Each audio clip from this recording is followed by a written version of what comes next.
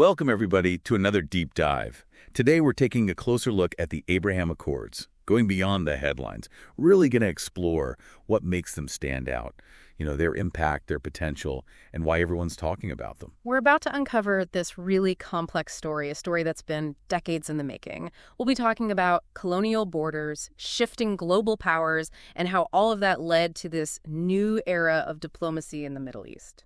And get this. The origins of these accords are a lot deeper than you'd think. Like, we're talking about things that were happening long before anyone even used the phrase Abraham Accords. Oh, absolutely. But before we get ahead of ourselves, let's rewind a bit. Yeah. We can't truly grasp the impact of these accords without understanding the history, right? The landscape they came from. Yeah, it's like trying to understand a movie, without seeing those first few scenes. The Abraham Accords, they're playing out on a stage that's been set by a century of really complex history. Yeah. I mean, just think about the Sykes-Picot Agreement. That was after World War I. They just drew lines on a map, carved up the Ottoman Empire. And they didn't really consider, the people who were actually living there. They basically grouped together communities that had totally different cultures, religions, backgrounds. What were the long-term consequences of that? Well, it led to resentment, instability, and ultimately it fueled the conflicts we see today. I mean, it's important to remember that the Abraham Accords are happening in a region where the past isn't just history, it's a living presence. Yeah. And then you have 1948. That's when Israel was established. And that just adds another layer of complexity to this whole story. The Arab-Israeli conflict with all of its phases, the wars, the attempted peace agreements, all of that becomes a crucial part of the story. Exactly. You had the UN partition plan. They tried to create separate states, a Jewish state and an Arab state, but ultimately it didn't work. Then you have the Oslo Accords in the 1990s. They tried to broker peace, but, didn't completely achieve their objectives. So many attempts, so much complexity. What made these accords different? What made them succeed where others kind of stumbled? That is the million-dollar question, isn't it? Yeah. I think one really critical factor was that the global landscape had changed. We'd moved beyond the Cold War. Those rigid power structures. You had China rising. Alliances were shifting in the Middle East. This created a space for new approaches, fresh approaches to diplomacy. It's like the old playbook wasn't working anymore. A new era was dawning. Did we see this change reflected in the leaders who were spearheading the accords? Absolutely. These leaders were pragmatic. They were moving away from ideology, those conflicts driven by ideology in the past. They prioritized economic growth, opportunities for their people, especially the younger generations. So instead of focusing on all that baggage from the past, they were looking ahead, right? Yeah. Trying to build a future. Did this shift in priorities affect how they approached long-standing issues like the Palestinian question, for example? It did. They acknowledged the Palestinian question was there, but they made this strategic decision. They decided to focus on immediate, tangible benefits. Think of it like, navigating a complicated maze. Sometimes you have to take a detour to reach that destination. That's a good analogy. So the accords weren't just about saying, hey, we're not fighting anymore. It was about building a new reality step by step. Exactly. It's about creating that environment where those more complex issues, the deeper ones, could eventually be addressed. And what's really fascinating is that the accords weren't just a peace treaty. They actually laid out a framework for economic and cultural integration. They were about creating a true partnership. So instead of just stopping the fighting, it was about actually weaving those countries together. Exactly. And this focus on tangible outcomes, was that reflected in the very structure of the accords? Absolutely. They were filled with these specific provisions. It was about establishing diplomatic relations, boosting trade, facilitating cultural exchange. They weren't just about promises. They were about action. And speaking of action, let's talk about the economic impact. These agreements kind of ignited. I've heard about Israeli startups, finding new markets in the Gulf and all this Emirati money going into Israeli tech. What are some examples of this boom, this economic boom? Well, you have Company X, for example. They're an Israeli AI firm. Okay. They secured $100 million in funding. Wow. From Emirati investors. And this was shortly after the accords were signed. And now they employ over 200 people across the entire region. It's just one example of the synergy that we've been seeing. Yeah, that's incredible. It sounds like the accords brought immediate benefits. But But building trust between former adversaries, especially after decades of hostility, that can't be easy, right? You're right. It's about overcoming deeply ingrained mistrust. But, the negotiators somehow managed to align their priorities, finding that delicate balance between Israel's security concerns and the Gulf nation's economic goals. So they took those seemingly conflicting priorities and turned them into opportunities to collaborate. Exactly. And we can't forget the role of external mediators. The U.S., international organizations, NGOs, they all played a part in this. They've facilitated dialogue, they built bridges, they offered their expertise. It's a reminder that diplomacy, it's rarely a two-person show. It's a whole ecosystem of actors behind the scenes. It sounds like this carefully choreographed dance, with everyone playing their part to make this new era possible. And speaking of choreography, that signing ceremony was something else. It was more than just a formality, wasn't it? Yeah. The location, the leaders present, their gesture, it was all carefully crafted to signal this new era. I mean, do you remember that image of the leaders, shaking hands on the White House lawn? That image that was broadcast everywhere. It was like a powerful symbol of a turning point. But let's go beyond the symbolism for a moment. Can you tell me more about what made the structure of these accords so unique? Well, unlike previous agreements, the Abraham Accords were really focused on those tangible outcomes. They weren't just about ending the conflict. They were about building a future together. This meant establishing those diplomatic relations, promoting trade, making it easier to exchange culture. It was all built right into the agreement itself. So it wasn't just a temporary truce. They were designed for a lasting impact. But with any endeavor this ambitious, there are always challenges. What were some of the hurdles that the Accords faced, even in those early stages?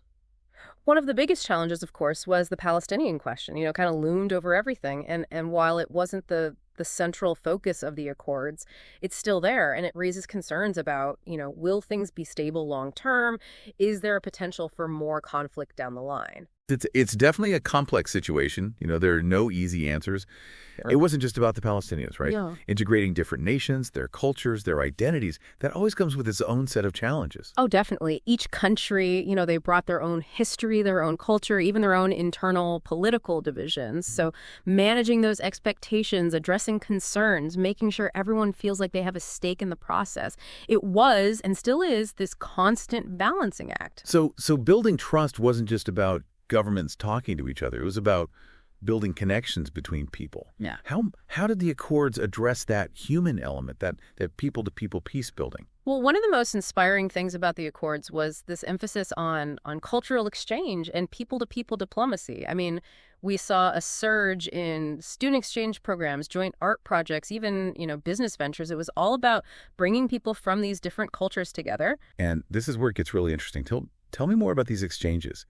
Did they actually bridge those divides, the ones that had built up over generations of conflict? One of the most powerful stories I came across was about this Israeli entrepreneur. He went to Dubai and actually found success there. He set up a really thriving tech company, and now it employs people from all over the region. It wasn't just a business success story. It was like a microcosm of what the Accords were trying to achieve, People from different backgrounds working together, building something new. And in that process, building relationships that went beyond those old divisions. That's incredible. It sounds like the Accords created a ripple effect. They sparked connections that went way beyond just government negotiations. Absolutely. And we're just getting started. In the next part of our deep dive, we'll explore how these Abraham Accords are expanding their reach.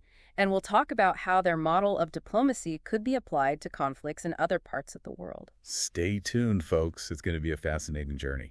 Welcome back to our deep dive on the Abraham Accords. Remember last time we talked about the historical context and the unique features of these agreements. We highlighted how they're all about tangible results, and we discussed their potential to change the Middle East. Yeah, we saw how the Accords managed to bring former enemies together, create economic partnerships, and even sparked all these cultural exchanges. Now, I'm curious about how far the Accords can actually reach. What about the countries that haven't signed on yet? Could they change the game if they did? Oh, absolutely. There are some key players out there whose decisions could really have a ripple effect, like throughout the whole region and even beyond. Let's start with Saudi Arabia. If they were to join, it would be a huge deal. Right. They have so much economic and political power, plus their influence in the Islamic world is enormous. If Saudi Arabia joined the Accords, it would give them a massive boost in terms of legitimacy and impact. Saudi Arabia and Israel, allies officially. That's a huge jump, considering their history. What do you think is holding Saudi Arabia back from fully embracing the Accords? Well, one thing is, Saudi Arabia has always seen itself as a leader in the Arab world and a champion for the Palestinian cause. Forming an alliance with Israel could be seen as a betrayal by some, especially if there's no progress on a two-state solution. So it's about internal politics and public image. Are there any other factors involved? Yeah, Saudi Arabia also has to think about Iran. Those two are regional rivals with totally different ideologies and goals. If Saudi Arabia got closer to Israel, it could escalate tensions with Iran. It sounds like Saudi Arabia is walking a tightrope, trying to balance a lot of different interests and navigate all this complex geopolitics. Yeah, exactly. It's a delicate dance. But they have taken some quiet steps towards normalizing relations with Israel. We've seen behind-the-scenes cooperation on security issues, for example. So maybe a full embrace of the Accords isn't going to happen right away, but it's not totally out of the question either. That's interesting. So Saudi Arabia is cautiously testing the waters. What about Oman and Qatar? Where do they stand on the Accords? Both of those countries, they've had more nuanced roles in regional politics. Oman, for example, they're known for staying neutral and for their mediation skills. They've often acted as a back channel between countries that don't have official diplomatic relations. So they're like the diplomatic whisperers of the Middle East. You could say that. They've even hosted Israeli leaders before, way before the Accords were even signed. So their approach to normalization might be more gradual, more focused on quietly building trust before making any big announcements. Got it. And what about Qatar? Qatar's in a unique spot. They have good relationships with both Israel and Iran. And they've been pretty active in mediating conflicts like what's going on in Afghanistan. Their involvement in the Accords could be really valuable because they could expand the dialogue and bring in different perspectives. Okay, so we have a bunch of possibilities here. Saudi Arabia might make a big move. Oman might take the slow and steady approach, and Qatar could be the bridge builder. But while we wait to see how things shake out in the Middle East, let's zoom out a bit. Could these Accords, could they inspire a whole new model for diplomacy around the world? I think they absolutely can. The Accords offer a blueprint for diplomacy that's all about pragmatism. It's about getting tangible results and being willing to build relationships, even when there's a history of conflict. Can you give us some concrete examples of where we might see these principles in action? Sure, let's take Africa. It's a continent with a really complex mix of conflicts, rivalries, and opportunities. The Abraham Accords could provide a framework for resolving those long-standing disputes over things like resources, borders, or political power. So instead of getting stuck in the past, countries could focus on economic partnerships, cultural exchange, and finding common ground. Exactly. Imagine countries in, say, the Sahel region, partnering with Israel on things like water management technology or renewable energy projects. Yeah, it's interesting to think about how those kinds of collaborations could help tackle some of the biggest challenges facing the continent. And it's not just about sharing tech. It's about building relationships, understanding each other's points of view, and realizing that, hey, cooperation can benefit everyone. So it's about shifting the mindset from competition to collaboration. Exactly.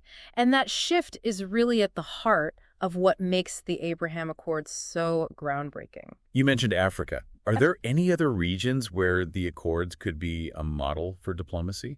Asia definitely comes to mind. It's a region with its own share of historical tensions and, potential for conflict. Think about the relationship between India and Pakistan. Right. They had decades of conflict. There's a lot of mistrust there.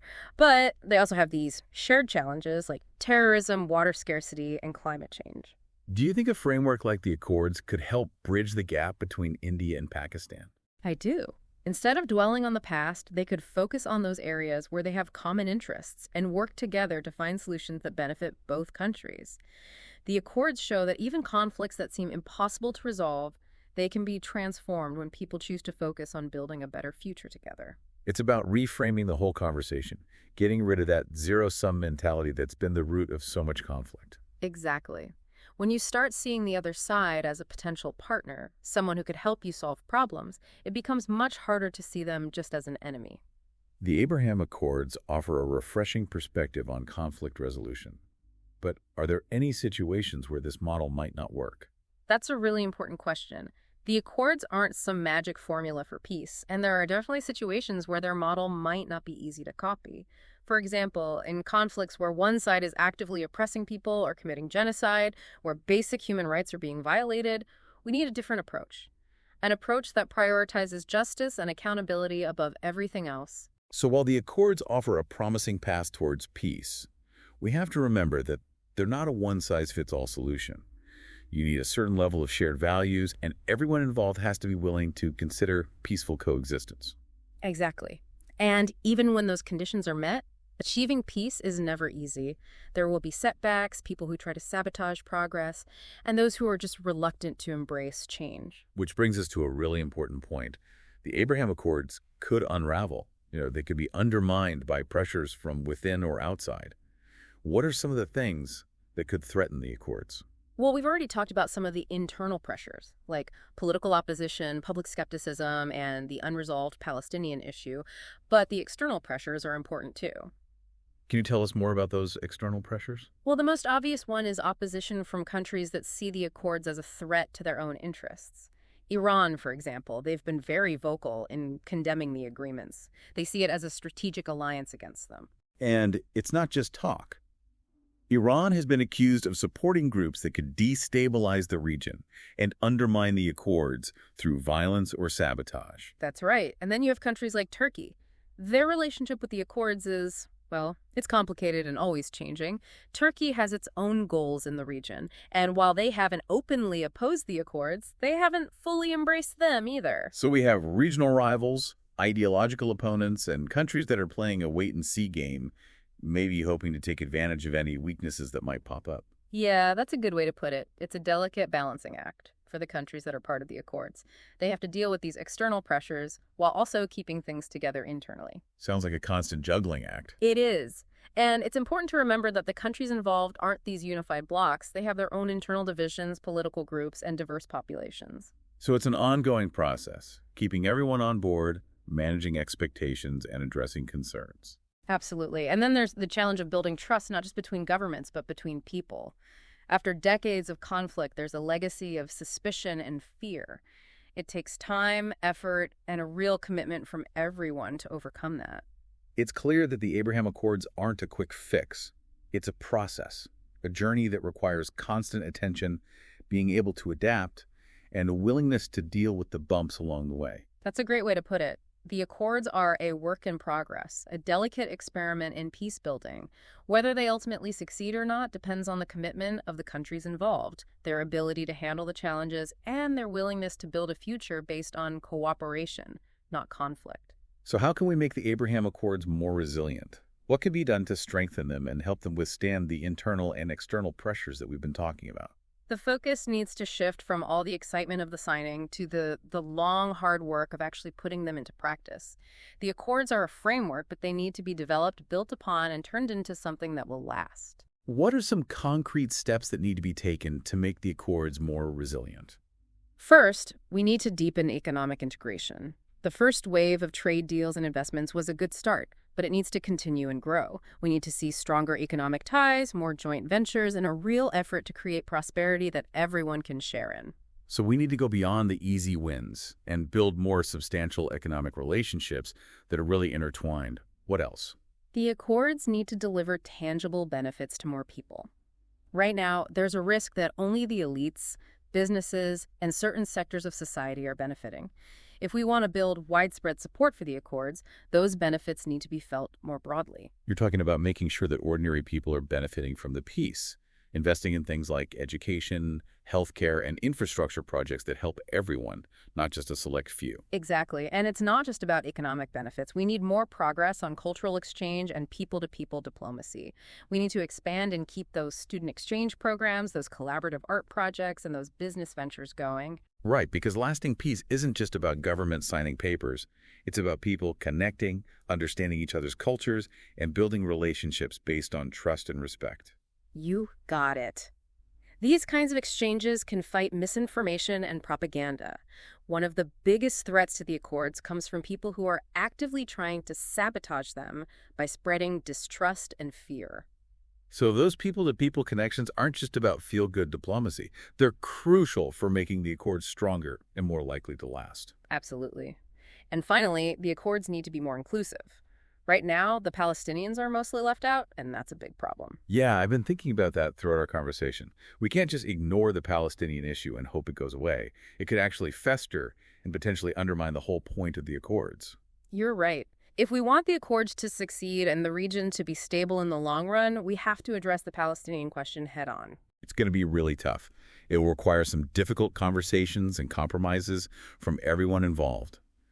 But the Abraham Accords have already shown us that things that seem impossible can happen. Maybe they could even pave the way for a breakthrough on the Palestinian issue. It's something to hope for.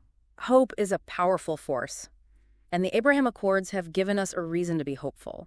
They give us a reason to believe that even in a place as complicated as the Middle East, peace is possible. This has been an amazing journey, exploring the Abraham Accords, where they came from, their impact, and their potential to change the world. As we wrap up this part of our deep dive, I want to leave our listeners with a question to think about. What's that? If you were one of the architects of the Abraham Accords, what would you do to make sure they succeed in the long run? What steps would you take to overcome the challenges and create a future where peace and cooperation are the norm, not the exception? That's a great question to consider. We'll continue exploring the Abraham Accords in the final part of this deep dive. We'll take a closer look at the long-term challenges and the opportunities that lie ahead. Welcome back, Deep Divers. We're here for the final part of our exploration into the Abraham Accords. We've looked at their history, we've talked about how they could impact the whole world, and now it's time to look ahead. Yeah, we've seen how these agreements have really shaken things up in the Middle East. They've fostered economic partnerships, they've encouraged cultural exchange, and they've brought a renewed sense of hope for a lasting peace. But we've also talked about the obstacles they face. Right, exactly. We talked about the internal and external pressures, the possibility that things could fall apart, and of course the Palestinian question, which Right. never seems to go away. So I want to ask you, what would the ideal future look like if the Abraham Accords really took off? What kind of world could they create? Not just in the next few years, but decades down the line. That's a great question. It really gets you thinking. If the Accords reach their full potential, we could see a Middle East that's fully integrated. Imagine countries that were once enemies, like sworn enemies, becoming close partners. They'd be collaborating on culture, on economics, maybe even becoming allies. That sounds incredibly optimistic. A Middle East where, goods, services, people can just move freely across borders, where Israeli tech companies and Emirati investors work together seamlessly, Yeah. where students from Morocco and Bahrain can study side by side at world-class universities. It's almost like a utopia. It might seem that way, but those seeds for that future, they're being planted right now. We're seeing it in the joint ventures, the tourism that's booming, the cultural exchanges that are already happening. It's early, but the potential is huge. And that potential, it goes way beyond the Middle East, right? We've talked about how the Accords could be a new model for diplomacy, a way to resolve conflicts in other parts of the world. We're talking about places like Africa and Asia. Oh, definitely. Imagine a world where the whole idea of collaboration and pragmatism, the stuff that makes up the Accords, becomes the norm. A world where countries focus on building bridges, not walls. The ripple effects of the Abraham Accords, they could lead to a global shift towards a more peaceful and interconnected world. That's a really inspiring vision. But let's be real here for a second. We've talked about the serious challenges that the Accords are facing. So how do we make sure they have the best chance of succeeding? What steps can we take to help these agreements grow and thrive? It all comes down to commitment, a real sustained commitment. The countries involved, they have to go beyond just thinking about short-term gains or political maneuvering. This can't be just a moment of diplomacy. It has to be a long-term investment in building trust and shared prosperity. So it's about playing the long game, recognizing that peace building takes time. It's a marathon, not a sprint. Exactly. And it's not just on the governments, businesses, civil society organizations, cultural institutions, even everyday people. We all have a role to play in creating a culture of peace. So it's a ground-up approach. People from different backgrounds coming together, building friendships, working on projects together, sharing their stories, and realizing that they share a common humanity. That's it. Those kinds of interactions, that's what lasting peace is built on. And they're even more important when it comes to the Palestinian question. which is a major roadblock to a truly peaceful and prosperous Middle East. We can't just pretend the Palestinian issue doesn't exist, right? It's not going to just vanish on its own. Ignoring it would be a huge mistake. If we want the Accords to succeed and the region to be stable, the Palestinian question has to be dealt with directly. So how can the Abraham Accords help move things forward on the Palestinian issue instead of distracting from it? We have to start by acknowledging that the Palestinians are people with real aspirations. They want self-determination and they want a just peace. They need to be included, their voices need to be heard, and their needs and rights need to be addressed if we want any long-term solution. It's going to take some tough conversations and compromises from all sides. It definitely will. And even though a complete resolution might not be possible right away, there are things we can do to make life better for Palestinians. We can build trust and create an environment where negotiations can happen. What would those steps look like? Economic development is key. The Accords have already brought a lot of economic benefits to the countries that are involved. Why not share those benefits with the Palestinians, give them opportunities to be part of the regional economy, and improve their standard of living? That's an interesting thought. If we can address those economic disparities, it could help reduce some of the resentment and conflict. Exactly. And remember, it's not just about the money. Think about what cultural exchange, educational partnerships, and people-to-people diplomacy could do to build bridges between Israelis and Palestinians. Imagine Israeli and Palestinian students studying together, working on research projects, even starting businesses together. Those kinds of experiences can really break down stereotypes and help people understand each other better. You're absolutely right. Lasting peace isn't about signing treaties. It's about changing people's hearts and minds. It's about building relationships and understanding each other. So the Abraham Accords, while not perfect and facing real challenges, give us some hope. They represent a future where peace and cooperation are more than just dreams. They could be the reality of life in the Middle East and beyond. They remind us that even in a world that seems so divided, there's always a chance for bold diplomacy, for visionary leadership, and for the belief that a better world is possible. As we wrap up our deep dive into the Abraham Accords, I want to leave you with one last thought. The future that these agreements create, it's really in our hands. What do you mean? Peace doesn't just happen. We have to actively build it, nurture it, and protect it. That's a powerful message. Peace is a journey that we all need to take together. Thanks for joining us on this deep dive into the Abraham Accords. We hope you learned something new and maybe even feel inspired to play your part in building a more peaceful world. Until next time, keep diving.